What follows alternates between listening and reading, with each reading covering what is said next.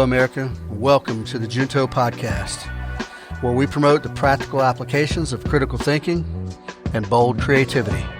I am your host, Edgar Mills. Thanks for joining us.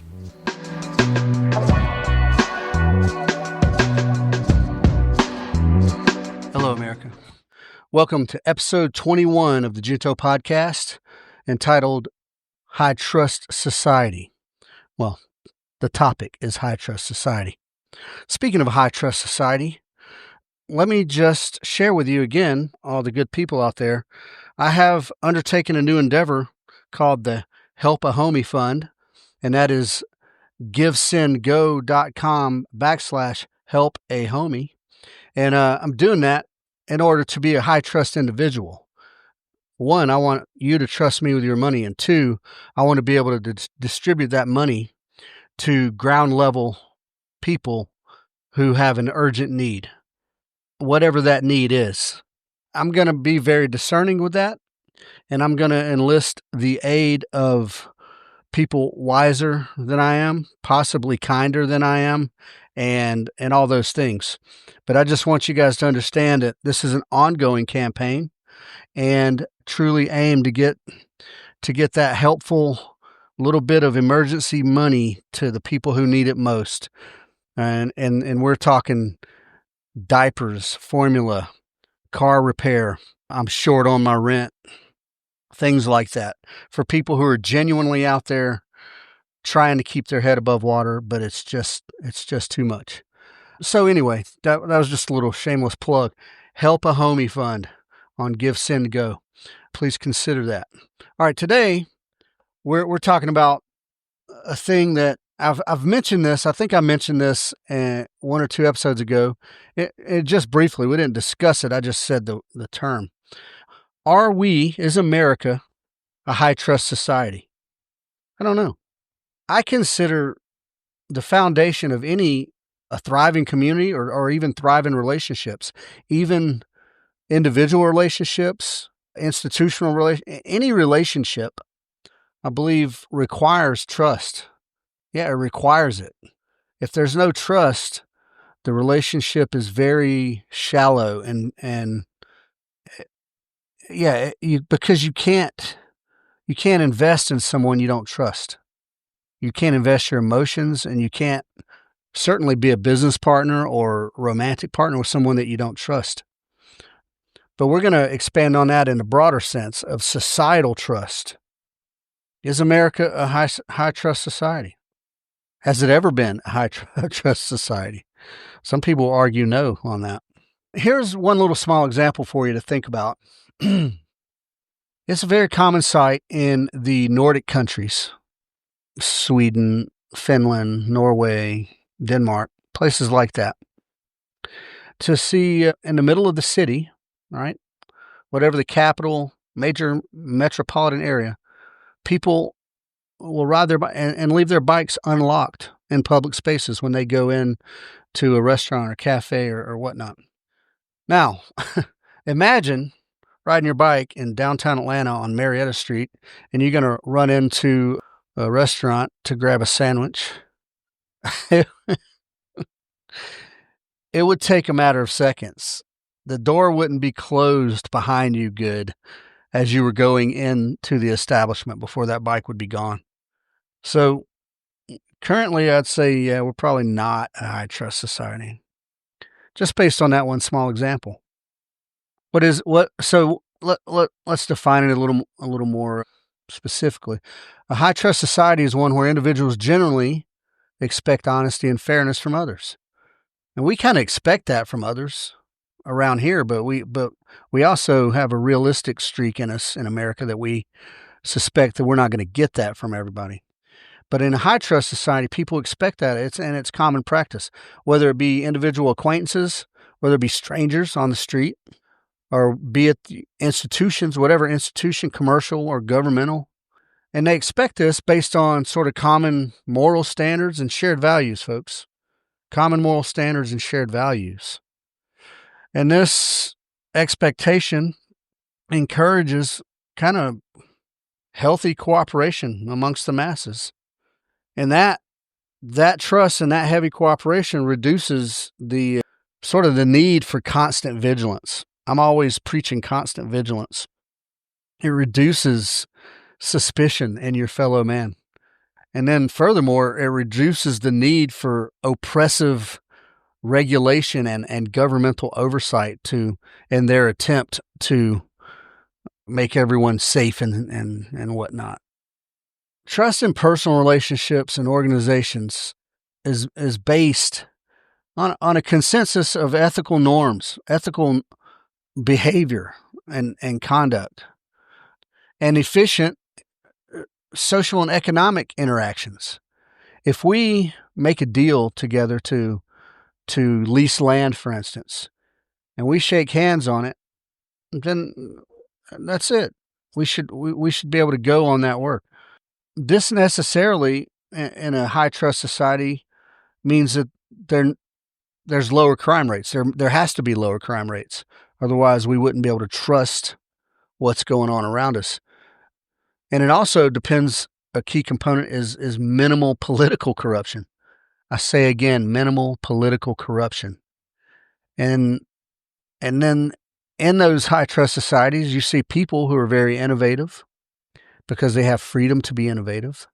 And you see strong grassroots communities and strong social networks because, again, these people have some common values, some common ethical, moral fibers that are kind of similar. Maybe not exactly the same, but similar. And then on the other hand, a low trust society is just widespread mistrust, right? You don't trust anyone. Social and economic suspicion, right? You can't even trust some of the organizations you go to. And I'll make a very small example about, auto shops who are kind of shady and overcharging you or not fixing the thing that they said they would fix and things like that. Just little stuff. Never mind the big corruption, governmental corruption. Low trust societies have, generally speaking, a lot of crime and corruption. And based on that crime and corruption, then you got your governments to feel like there needs to be regulations and overbearing security systems and then these contracts that are friggin' look like the dictionary. They're so thick with legalese to try to protect you from every possible point of exploitation. But really, the politicians are actually the ones doing the exploiting mostly. And what does that do? What does all that the need for all those detailed contracts and policies to protect you for your safety, right? That leads to massive bureaucratic inefficiencies. And we see that, folks. We just see it so often.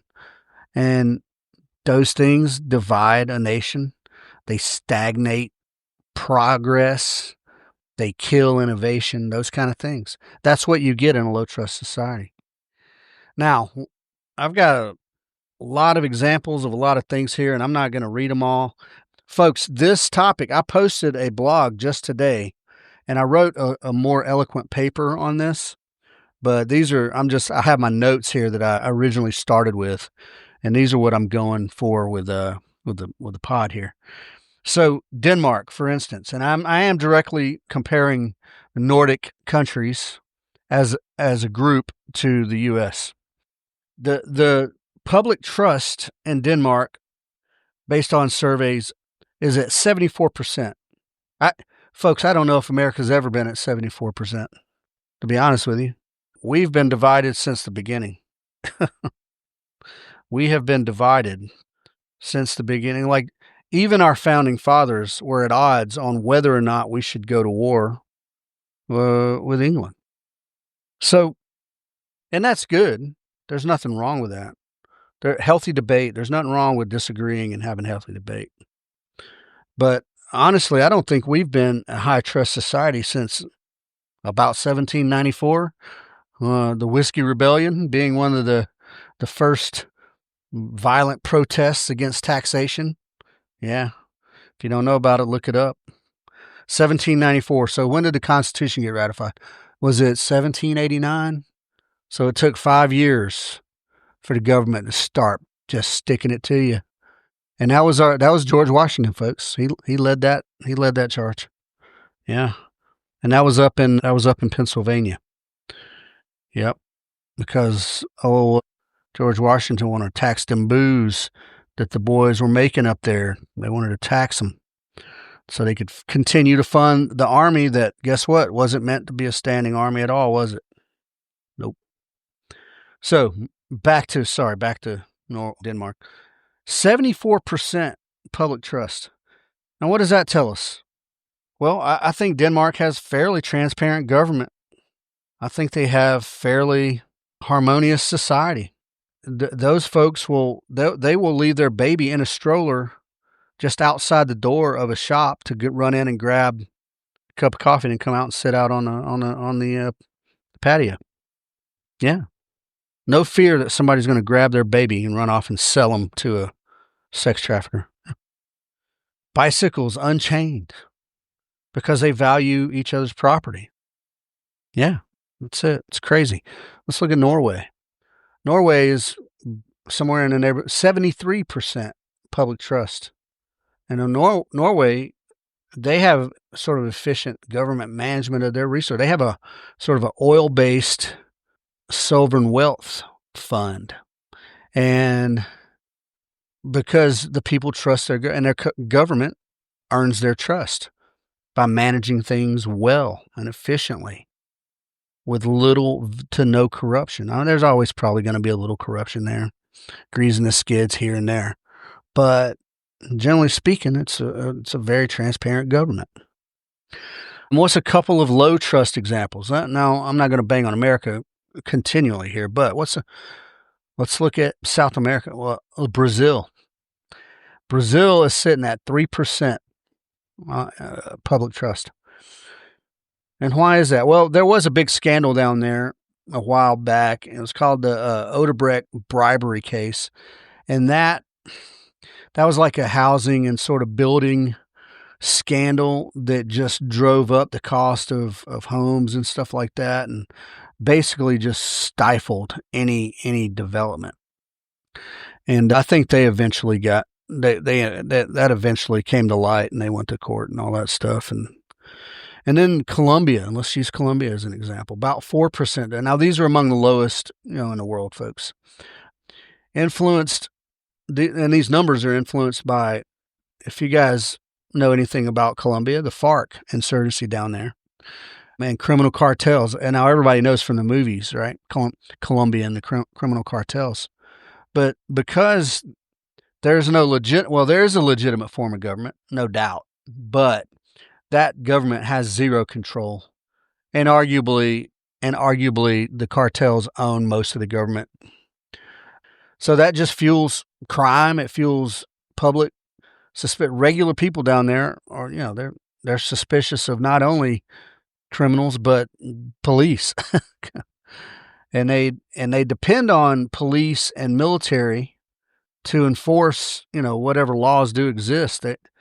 But then you have corrupt police and military who bend the laws to their will. Very low public trust. Very unsafe spot. Brazil's pretty freaking unsafe, folks.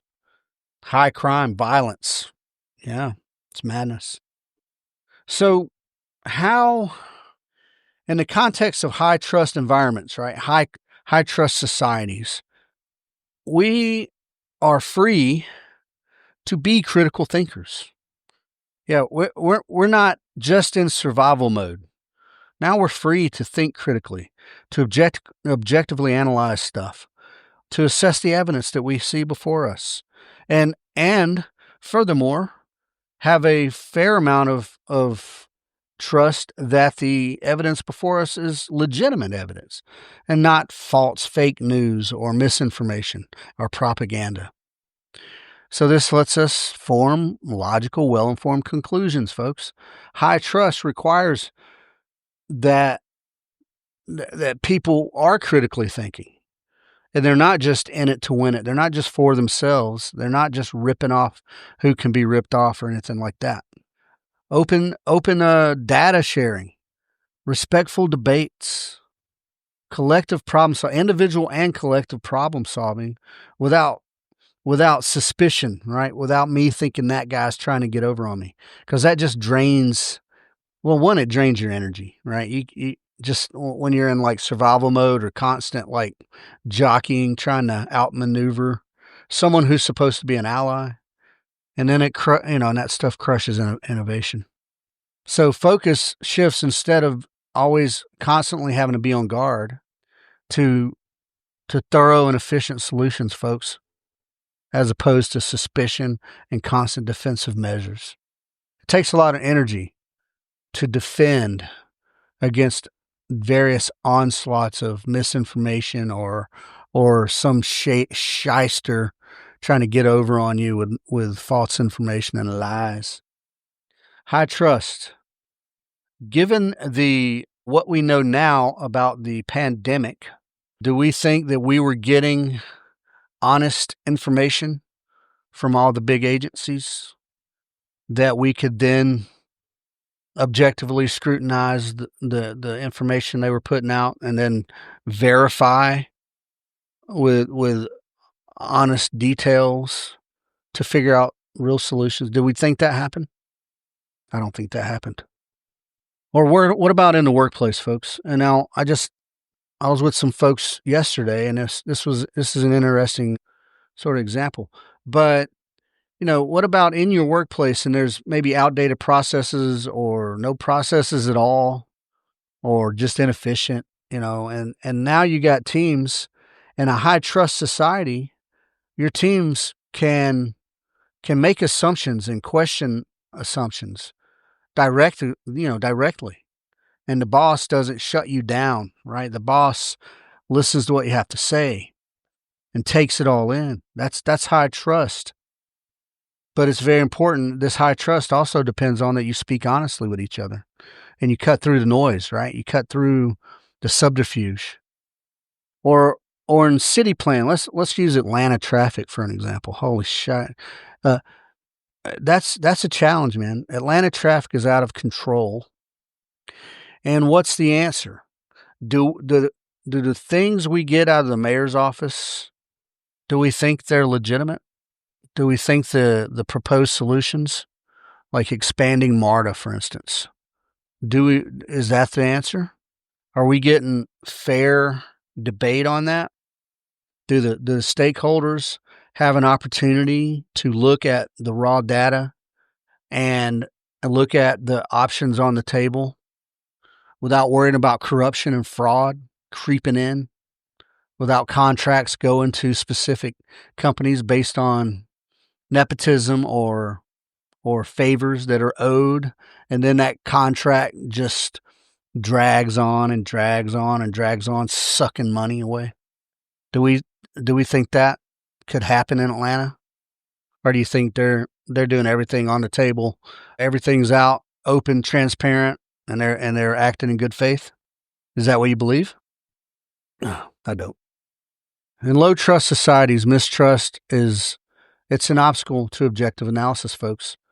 When there's mistrust, you're clouded. Your clear thinking becomes clouded. And then self-interested people, self-interested organizations that aren't concerned about everyone's well-being, just theirs, then they start trying to maneuver on the other factions, the weaker in their eyes, probably the unconnected, factions, right? The people who don't have quite as much pocket change, quite as much clout. So they start getting maneuvered on by these big monsters, and that's low trust. That's not just business, folks. That's not just business. That's shady, and it creates low trust. That's what it does. So let's look here in America, modern America, folks, the country I love dearly, the country that I spent 25 years serving. Let's look at a couple of examples of sort of a breach of trust here in America. Now, America, once upon a time, grounded in classical liberal values, was considered a high trust nation. Now, understand this, people. I'm speaking generally about public trust and the apparatus, the government in general, and with each other. Now, I understand that in the civil rights movement, there was probably a large level of distrust from one side of that to the other side of that. But we're talking about in general terms here. At one point in the 60s, government trust was at 77%. That's almost up there with friggin', that's higher than it was with Denmark. Yeah, in the 60s. Now, we know the 60s was a wild time. The mid to late 60s, prior to Vietnam coming along. Well, I mean, Vietnam was a thing even before, but the actual war itself. In 2024, the last time this was measured, it was 22. I think that warrants a little examination, a little retrospection. There's a lot you can attribute to that mistrust. The proliferation of information, right, wrong, or otherwise. The information is all out there now. So depending on what side you come down on, depending on which fringe that you're a part of, all the other information looks like misinformation. Yeah. Depending on which fringe you're a part of, all the other information looks like misinformation or looks like indoctrination. But if we can get to the truth and the more correct objectively true information that we learn, and then the more we can trust, we can figure out who to put our trust in. But now let's look at some examples of the government of the United States of America. And first, I'll hit a big one first, right? I'm going to swing straight for the fences right away. Many of you probably have heard of MKUltra, Project MKUltra. Now, all my research says that went on from 1953 to about 1973. 20 years that went on. And what was that? What was MKUltra? If you don't know, if you're listening to this and you're not a conspiracy theorist, because that's not conspiracies, folks. This is out there. This is information, validated information. CIA was given LSD and other drugs to unwitting American citizens for mind control research. Yeah. You ever heard of informed consent? Nah, CIA don't know what that means. That caused psychological trauma, vast mental health issues, death, and suicides among many of these human beings that were a part of that, unwittingly or not. CIA. What's next? What's next on the list? And look, folks, I'm an American. I'm a patriot. I love America. I'm not just trying to run her down. I'm just throwing it out there on the table, right? What has the government done before?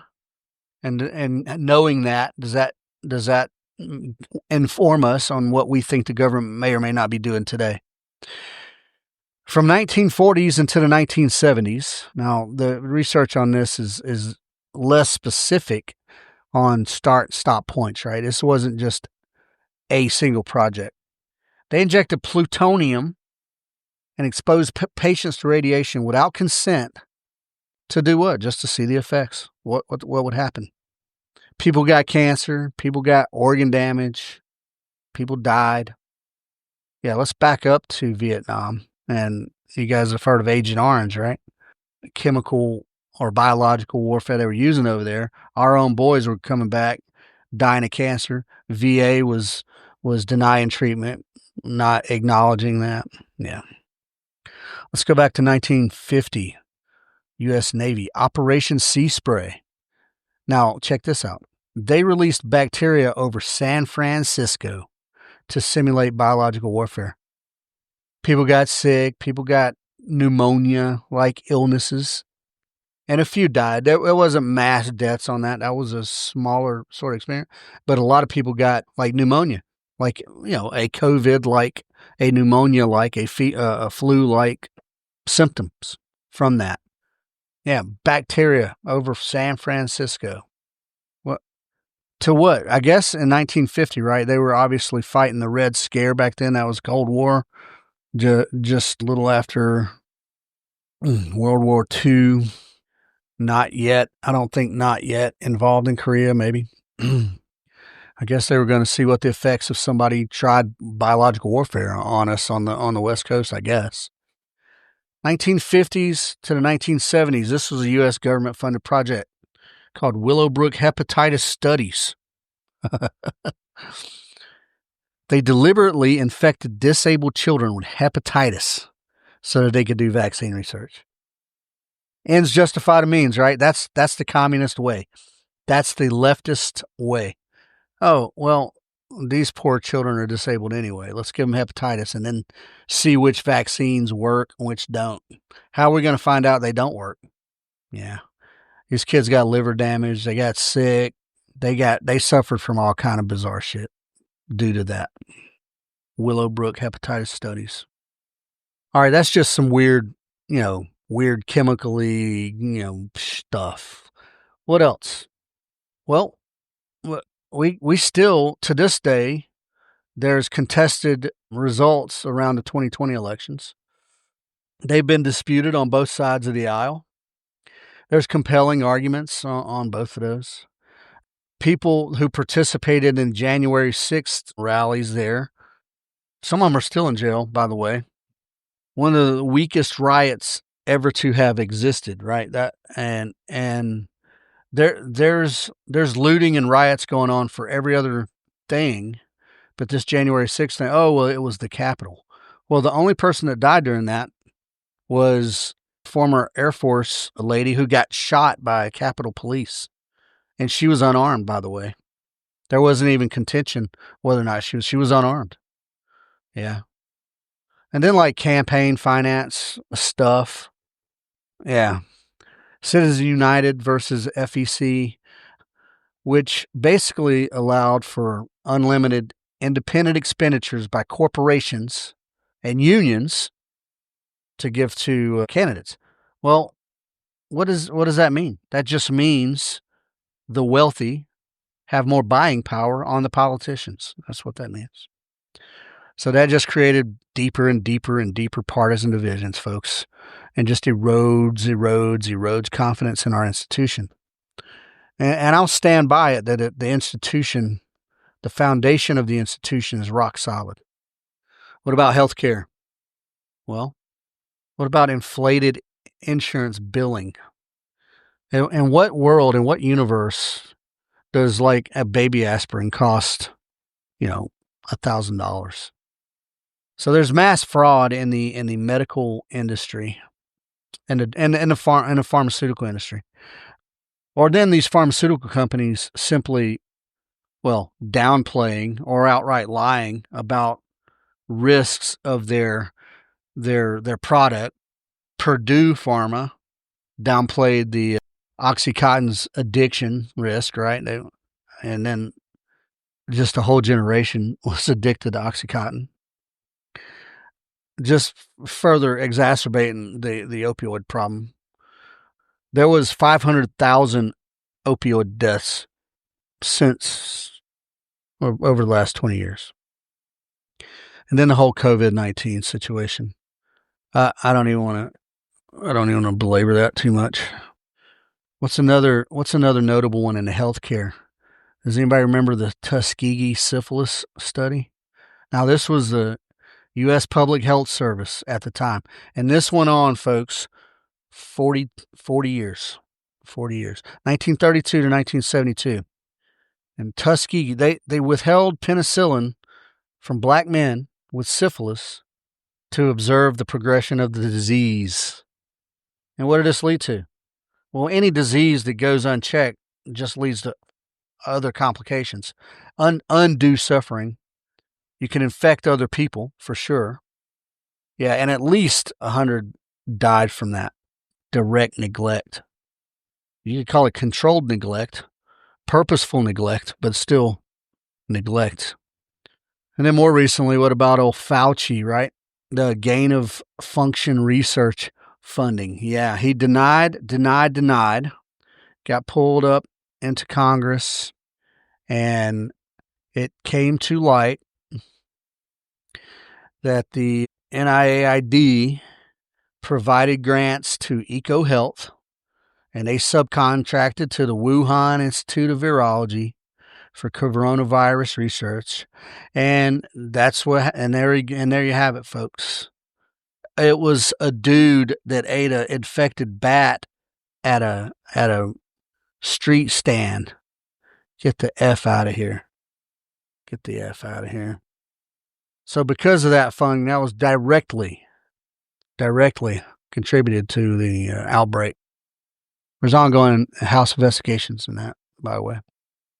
And then never mind the myocarditis cases or healthy young men dropping dead.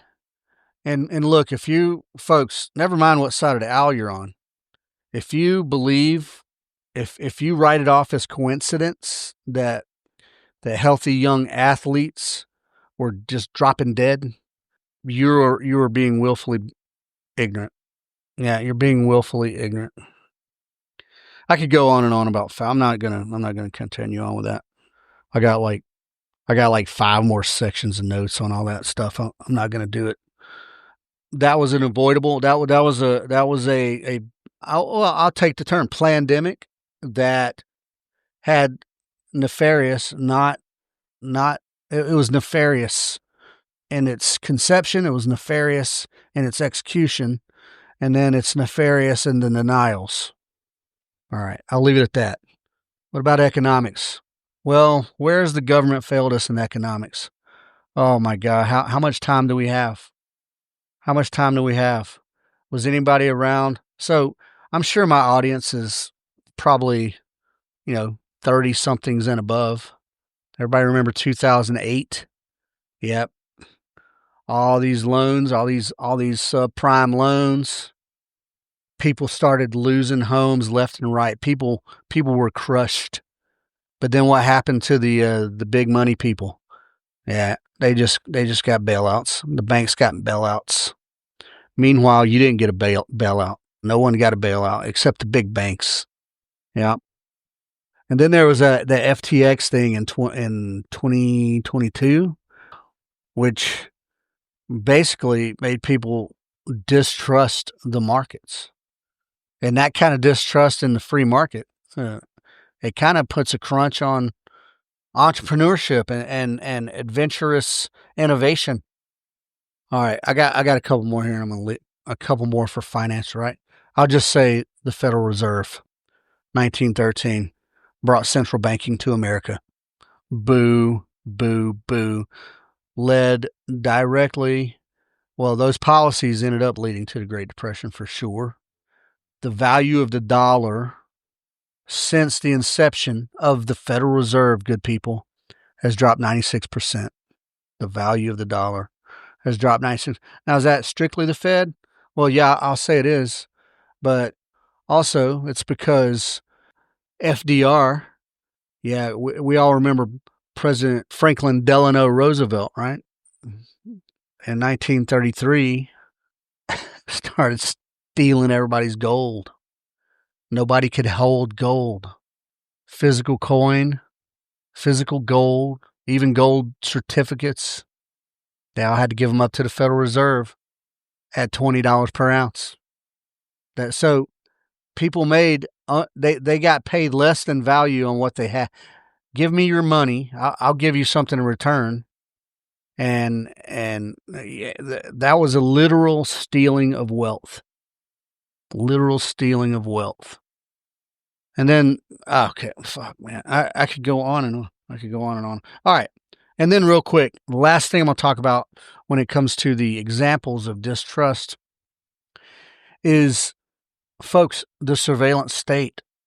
The surveillance state. And this has been around longer than since 9/11, but in September 11th, 2001, once they passed the Patriot Act, we have never gone back, folks. When the government takes an inch, when they ask for an inch, they take a mile. And anything that the government says is temporary is sure to be permanent. So the Patriot Act has allowed the government to spy on you and me and everybody else without no expectation of privacy whatsoever. They don't give a crap that they're infringing on your privacy. there's insufficient oversight for the whole thing. People wiggle around whatever little sort of superficial token rules that they had for that. They reauthorized it. I think in 2024. I think last year. Yep. And then with the integration of AI, folks, because AI is coming and it's coming fast, that's just going to amplify the issues. This facial recognition stuff is going to be the downfall of everyone, because it will be flawed. And you're going to be like, well, what about calibration? What about this? What about that? But if your face looks like some other dude's face that got caught on a crappy facial recognition capture, yeah, that's it, man. Not gonna be a while. And then next thing you know, we're gonna have the pre-crime units. Everybody remembers Minority Report or 1984 when you have thought crimes. Yep. Surveillance, AI is just gonna speed that up. And the potential there to be misused by law enforcement agencies is just, or to be used for disinformation. Yeah. What about deep fakes? You don't think the government does deep fakes as well? All that stuff just erodes, just like a river cutting through a valley, just eventually just eating away at the banks and creating new streams all the time. All right. Holy cow. I'm sorry for this. Now I'm going to go into I'm going to do a direct comparison from the Nordic countries to the U.S. So let's look at demographics, folks. Demographics. The Nordic countries have homogenous populations, and that's just the facts of the matter. All the people there, I mean, the vast majority, they have similar backgrounds. They have similar cultural histories, all right? They all have a familiarity with each other, which leads to predictability and consistency among the general public. Whereas in contrast to the United States, folks, we are the melting pot. Now, yeah, I know there's some European countries over there that are melting pots, right? The United States is the melting pot of the world, folks. We got people from every country on this planet. And when they come to America or when they go to Western Europe, they're not going to assimilate. They're going to bring their culture with them, right? And then so it becomes almost tribal. You got people living in America who are sometimes isolated, whether it's by design or it just happened to be that way. People gravitate toward the familiar. And then you got tribal, right? You got this group don't trust this group, or they're at least suspicious, right? Do these people believe the same thing I believe? Do they have the same values? I don't know. I can't trust a guy. And that's why you always hear me carrying on about individuality. Judge and build do your little personality profiles on people as individuals, not as groups. Now, that being said, sometimes individuals act differently within their tribe versus when they're separated from their tribe. And also here's a very significant thing. The total population of all Denmark, Finland, Iceland, Norway, Sweden, and then all their autonomous territories, to include Greenland, total population of all those together is 28.3 million. As of some stats of 2025 this year, America's population, the population that we know of, right, is 341.1 million. So when it's the election cycle and we got Bernie up saying, why can't we do it like Denmark does it? Because they have such a great social welfare program or whatever. Keep in mind that Denmark just has a small piece of that 28 million. I didn't even break them down individually. That's probably somewhere around, let's just say 5 million per country if they were broke down even. 5 million people. And of those 5 million, how many work? And then probably the vast majority work, and probably the vast majority pay taxes or contribute. Whereas America has 341 million. And yeah, probably the vast majority work, But then we know that we've already said in other episodes that there is some estimations that there are somewhere in the neighborhood of 12 to 20 million illegal aliens in America. That's more than population of any one of those countries. That's twice as much as the population of any one of those countries. Yeah. So we're looking at crazy challenges here that you can't do that direct. Why can't we do socialist programs like this? That assumes a high trust society. That assumes there won't be any fraud on that welfare program. Yeah. The Nordic societies up there, there's a distinct lack of diversity, whether you like it or not. But because of that lack of diversity, they have a strong sort of alignment of ethical values, moral standards, behavioral, social behavioral norms, and that includes with emphasis on work ethic and then civic duty as well. Those people feel a duty to each other, a responsibility to each other. There's people walking around the streets of America that wouldn't piss on you if you were on fire, and they have it like that, and that creates that rock solid foundation. The U.S., ever so diverse, ever so, has a broad spectrum of different morals and different values, different beliefs, different traditions that they bring with them from other countries. And this just and it leads to fragmented or isolated communities, whether they're isolated on purpose or by the broader community or whatever. I'm not saying one's right over the other. I'm just saying familiarity seeks, it's comfortable. So you'll see, Mexicans will live in a mostly Mexican community, right? Indians live a mostly Indian community. Laotians live in mostly Laotian communities. They want to be near each other, especially if you got family and stuff like that. Yeah. And what that does, though, is that creates just vastly different interpretations of what it means to be fair or what it means to be honest. And, internationally, like a level of honesty, you would think, well, honest is honest, right? A lie is a lie, truth is true. No, man, that ain't the case. That ain't the case at all. So that's the cultural, that's how they get to their cultural cohesion. And that's how, or at least an obstacle to our cultural cohesion, folks. What about interpersonal trust with individually? The Nordic nations have it. Over 60% of the folks in that survey in the Nordic nations agree that they said most people are trustworthy. In contrast to the U.S., it was less than 30%. Less than 30% who said most people can be trusted. Yeah. Trusted with what? Well, how do you measure trust in somebody anyway? Yeah. Did you let them babysit your kid? Nah, I don't trust very many people to do that. So all this has very real implications on the socioeconomics, right? So again, in Nordic countries, because of this high trust, because of this homogenous society where they all look the same, they all went to the same church, or they all worship the same pagan Norse god, whatever they got going on over there. It enables, if it's efficient, the society itself is efficient. Like day-to-day costs of transactions and living is lower.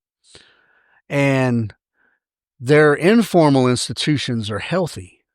And their small businesses are healthy. Even their artists are healthy. They live fairly well. They have lower regulations, and they don't need all this legalese to safeguard them from doing business with one another. They're not scared of being hoodwinked, folks. They're not scared of being swindled, bamboozled, led astray, right? I got that from Malcolm X, Denzel Washington, back in the day, probably about 1990. Look, America, the diversity in America, and while I'm recognizing, folks, I recognize the goodness of it. There is goodness in it. It brings vibrant color and variety, which I value that. I value that. But it complicates the ability to establish and hold that trust, widespread trust. Like I might do business with Jerusalem Grill, and because they have good food and they treat me nice, I might be more apt to, right? But that don't do anything for Las Palmas Mexican restaurant or Mr. Martinez's car wash, because they're from different cultures. So you got to kind of dance your way through and to establish some sort of baseline with them. So you got to be more formal with the way you deal with them, more guarded. You want to and I hate to use the state. I hate to use law enforcement or use legal enforcement for anything. But you got to be more rigid and more specific when you do a contract with somebody. So that things don't get lost in translation. So you mitigate suspicion by doing all these other things that just make things less efficient. It's because we don't know each other's values. We don't know each other's belief systems sometimes. So the Nordic countries historically have a very robust welfare system and very low abuse of that system, very low corruption involved within that system. Now, what they are dealing with, though, they got challenges coming because immigration is increasing a wee bit up in the Nordic countries. And we're starting to see instances of where there's problems popping up, criminal problems, namely rape. Because you got these people walking the streets in a high trust society, not on guard. They haven't spent their whole life being on guard. They haven't been switched on. If you live in Atlanta, you go out of the house, you're switched on. You're paying attention, right? If you live in Oslo, life is good. I don't got to worry about getting mugged or stabbed or getting my car stolen. But now this increased immigration, they're bringing in people who come from some places that don't have the same set of values, folks. And now this is starting to put a little strain on those traditional levels of trust in that society. And they don't want to be ugly, so they don't want to blame.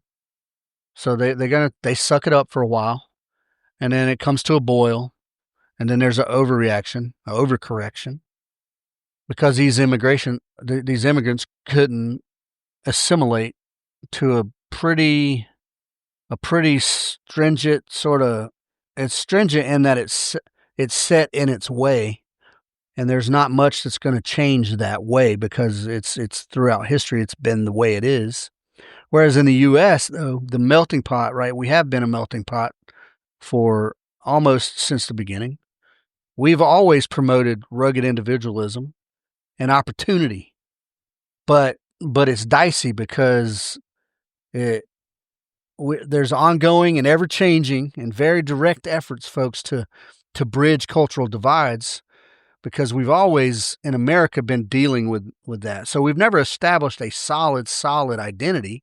Well, we have established a solid identity, but when a new group kind of moves in, we're kind of like, okay, let's figure out how we're going to get through this and solve this problem and get and do business with these people. And I say it's through civic education, through education, people, and through accepting responsibility, and through enforcing that there is law, and that you got to assimilate to a degree. Maintain your culture by all means, but if it violates the laws of America, then you got to put that one in your closet or move back. So America has very inclusive policies to a degree, folks. We give subsidized loans and grants to immigrants all the time, and we have been doing that for a long time. And there's nothing wrong with it, but there has to be some kind of process to it, folks. There has to be. So, folks, is America a high trust society? I mean, I wouldn't say no. I would say no, it's not. I'd say it's about a medium trust society if there were a scale. But to be high trust, right, as a nation, we have to, well, one, we have to foster prosperity. Everybody is better when they're making money. I don't want to use money. I don't want to be materialistic here, but everybody's better off when they're not struggling. All right. And everybody don't have to drive around in a Bentley, but if you're not struggling to feed your children, right? So economic policy can make it to where people can work and can thrive and can be entrepreneurs and you can start your own little business. But all those examples of the breaches of trust that America has done on the general population over time, that just highlights that the government, they've got other designs, man. They've got their mind on other things. They're not 100% concerned about whether or not America trusts them or not. There's a lack of accountability right now. And then there's finger pointing in our government. So we got to cut that out. If we want to become a high trust, prosperous society, we have to take the government, Congress and Senate has to take accountability and responsibility for all the bull crap and then stop it immediately and course correct. That's Congress. And for you, what about us as individuals? Folks, I'm all about decentralized action. Decentralized action. Act locally. Act on the ground level, folks. You do what you can do to make people in your circle trust you, and then you demand trust of those people or on the same scale, with the same metrics, right? So that your circle, you have a circle of trust. There you go. And then reach out from there.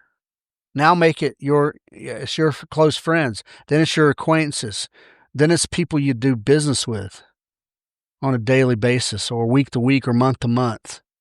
And then they're like, man, that guy's a trustworthy guy. And then you go, man, that car shop, I like those guys.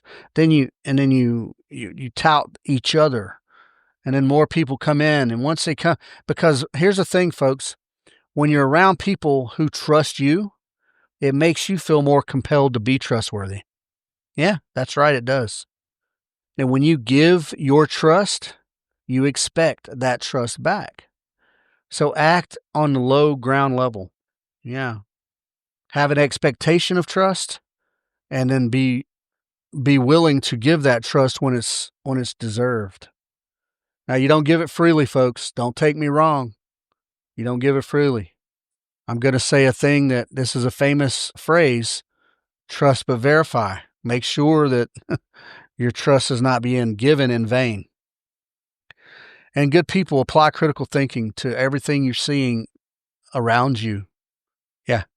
Apply critical thinking to everything you see around you. Make yourself better. Be trustworthy. And pretty soon, your community, the collective, the greater good will benefit. All right, folks. That was my rant. That was it. High trust society. Is America high trust? Maybe not. Probably not. However, all is not lost, folks. It's not. And again, I don't think you can depend on politicians really to fix anything, but what you can do, and look, I may be naive. I still think voting has some effect, especially local level stuff. Now, that being said, local level, I've just gone to the zoning office today, and yeah, I'm going to have to apply for special permit to build the range. And what that has to do is go up for the Floyd County Board of Commissioners, I think. So now these are people who just voted to raise our property taxes, folks. Yeah, they just voted to raise our property taxes. So I don't know how they're going to look on the range. I'm going to present a professional product, and I'm going to present my best case. And that's got to be voted on twice. I think they vote on it once just to push forward, and then the general public, well, around the area where the range is going to be, they're going to get some time to speak up, and then beyond that, I don't know. Do I trust that those people will do what I consider to be the right thing? I happen to think what we're doing is the right thing, and I hope, well, I pray, not just hope.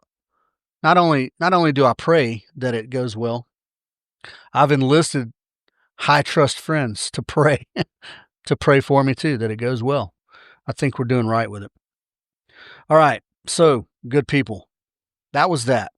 Yeah, are we a high trust society or not? Yeah, America, it's eroding slowly but surely eroding.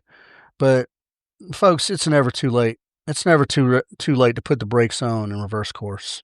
All you can do is be a high trust individual. That's what you can do. That's what I can do.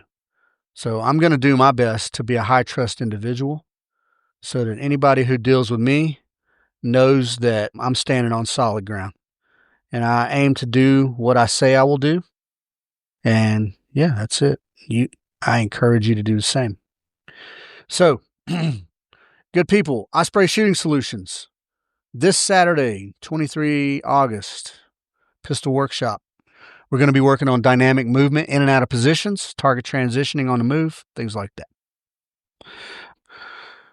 Got some private. 30th, next Saturday, the following Saturday, is a wild card day. And we will pick random drills out of the drill index deck of cards. And we will also shoot the Blackjack 33 challenge drill. And if you score 90% or above on that, you will earn yourself a Blackjack 33 challenge coin. September 1, I have Action Pistol Match.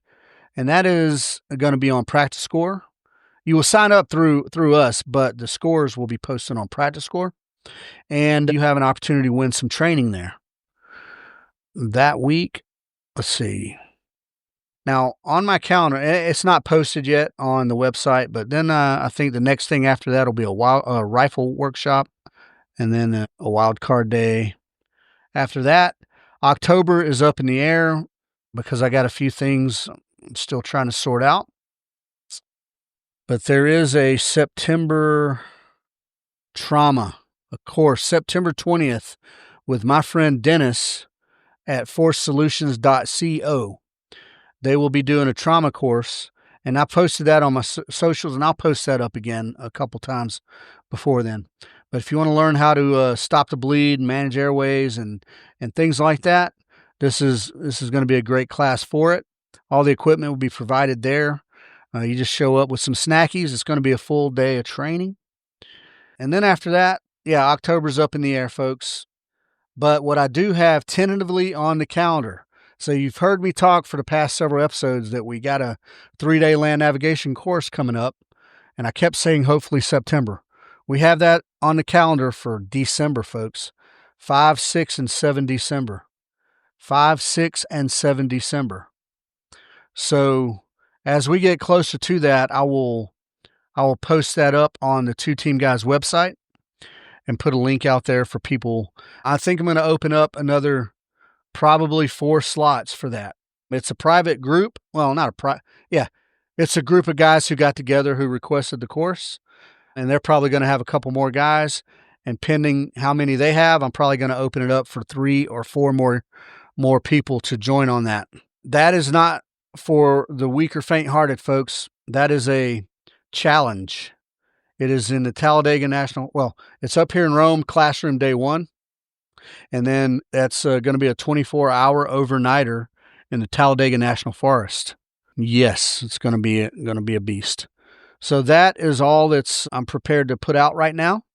So please follow those things. So that's ospreyshootingsolutions.com. That is twoteamguys.com. And then again, like I mentioned at the beginning of this episode, Help a Homie Fund. That is on givesendgo.com/help-a-homie. So that we can try to be charitable, and it's voluntary, folks. That's the source of all things is voluntarism. No coercion. You don't have to pay. I don't have the power to tax you, and if I did, I wouldn't. But I am asking for your help, and if you can volunteer up some funds, please do. Other than that, folks, Be good to each other. I appreciate you. And until next time, be safe. I love you guys.